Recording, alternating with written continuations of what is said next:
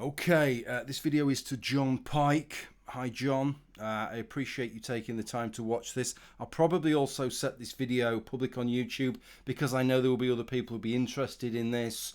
Some of what I'm saying in this video I've said in the past, but I've sort of refined my thoughts. I've got a few extra bits to add to that. John is a senior lecturer at Open University. One of his stock in trades is the philosophy of sport, and he says he's writing a paper over the next few weeks on meaningfulness in sport, and why entitled something like "Why Meaningful Competition Isn't." I don't know entirely what it entails. I'm assuming it's probably related to the ideas that people like Joanne Harper have come out with regard to meaningfulness of sport as the kind of datum point that we should take. So I just wanted to give my thoughts on this. So I think meaningfulness in sport is very important. In fact, I think it's crucial and foundational, but I disagree with the way Joanne Harper frames it. And I think it's wrong to dismiss it on the grounds where she frames it. And I don't just think she's wrong in the way when she frames it, but ironically, I think it's a concept that does her position no favours, really. So let me try and explain where I'm coming from with this. I think meaningfulness in sport is foundational to the way that we organise sport. Some people will say that fairness is foundational to the way we organise sport, but I think that tends to come after the fact, actually. Fairness kicks in once we start organising sport into categories, and then we start looking at what are the boundaries to those categories, and then when things contravene those boundaries, that's when they become unfair. It could be things generally that will sort of generally apply to all categories, maybe certain performance enhancing drugs. When we add another thing to that proscribed list, then that becomes unfair. Or it could be category specific, being 28 in an over 40s category or what have you, right? So I think that's the way that fairness relates to it. From the outset, I don't believe that some of these characteristics are unfair. You know, we don't look at a shot putter in the Olympics and say, hey, you're at your athletic peak and you're 120 kilos. That's not fair, because they're in a category which is an age and weight open. So that's absolutely fine for them to have those characteristics. I don't believe a priori a man competing with a woman or an adult competing with a child is unfair. It becomes fair once you create protected categories and then contravene those boundaries, with the categories that are intended to be excluded. So with the characteristics that are intended to be excluded.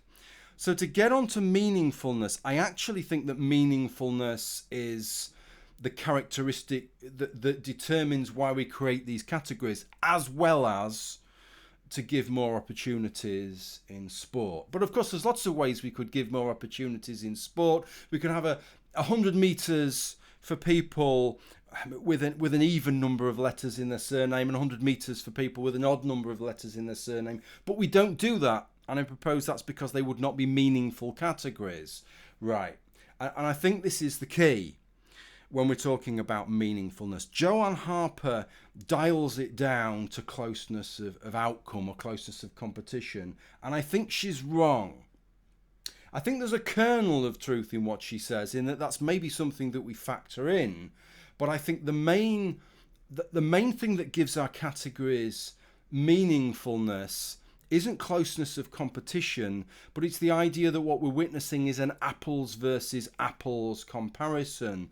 And duly, the category boundaries we set to try and achieve that. Now, I do think to some extent, when we see a closeness of competition, we do sometimes find it more meaningful. But actually, even then, that's not always the case.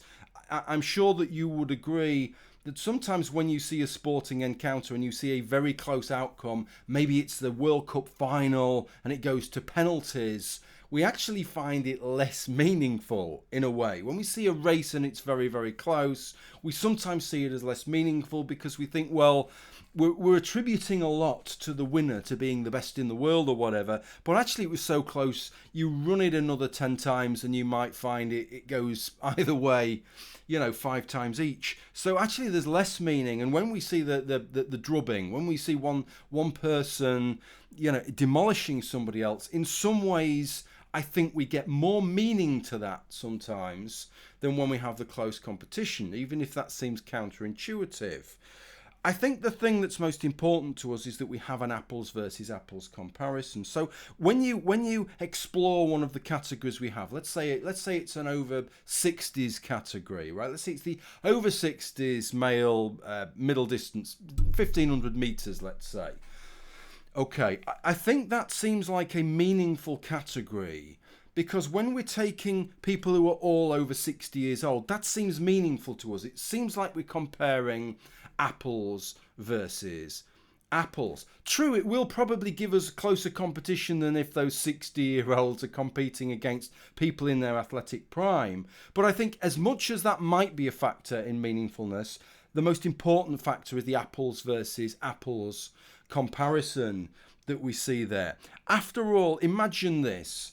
It may well be that amongst males, like males over 60 have the same performance decline that would put them at the same level as males under 14, let's say. Okay, so you could conceivably have an amalgamated category for males over 60 or under 14, and you would get exactly the same closeness of competition.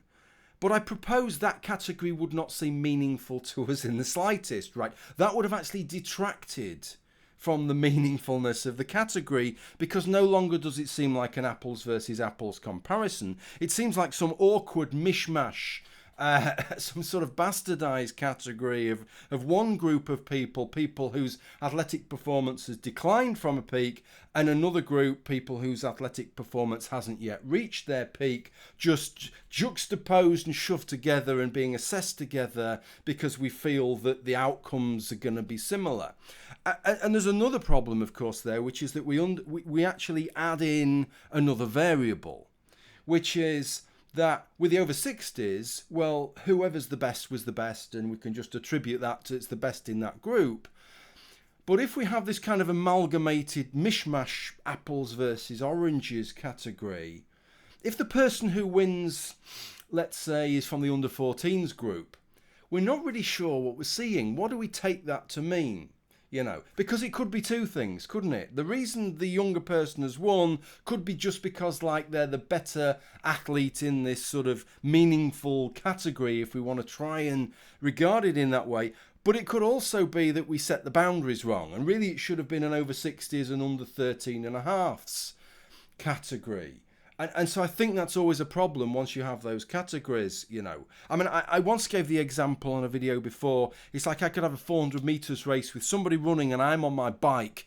And that's not meaningful. But it's not just not meaningful because there's no closeness of competition, I'm going to win easily, but because they're very different things that we're doing. And you could tighten up, you could winch up the brakes, the rim brakes on my bike, so that they're binding on the rim until you got my speed over 400 meters down to the same as the runners, and then we could conduct the race, and we'd then have a very, very close race. But it would be utterly meaningless. It would be like an apples versus oranges comparison. It would feel like you're equating two different things, however close the competition was. And again, if I win, well, maybe my brakes should have been winched up a bit more. If I lose, well, maybe they were winched up a little bit too much. And so this is the problem with this, I think. And so I think meaningfulness of competition is critically important, and it's part of the cornerstone of why we create protected categories alongside giving greater opportunity. And the ironic thing for Joanne Harper is I think she tries to use it as a sort of reason for trans inclusion, but I think really when you consider what meaningfulness is, it works the other way round, because as much as actually personally I am happy if all the advantages can be mitigated, then I would be happy in those disciplines where that is possible to allow trans women to compete with biological female athletes. But that is actually at the expense of meaningfulness. It reduces meaningfulness because it's an apples versus oranges comparison. That is the price you would pay for doing that, right? Because now you're comparing not just biological female against biological female, but you're comparing biological female against biological male that has been who has been artificially mitigated hormonally to try and approximate their performance to the level they would have been had they been a biological female. So again, you're going to have the same problem as you would with me on my bike and somebody running, or the over 60s and the under 14s. When you see the result, you're never going to really know, what am I seeing here, right? Has this person won because they're competing on the same basis and they've just won, or maybe should that hormone level have been slightly lower or slightly higher, or maybe that metric wasn't sufficient and something else, another factor was involved that we didn't know about, and that adds a kind of doubt to the outcome that makes sport less meaningful. Okay, so that's pretty much what I wanted to say. I do think that meaningfulness is important. A lot of people online talk about fairness, I think wrongly. They talk about fairness from the outset, whereas that just isn't the case, I think. It isn't that things are fair or unfair from the outset.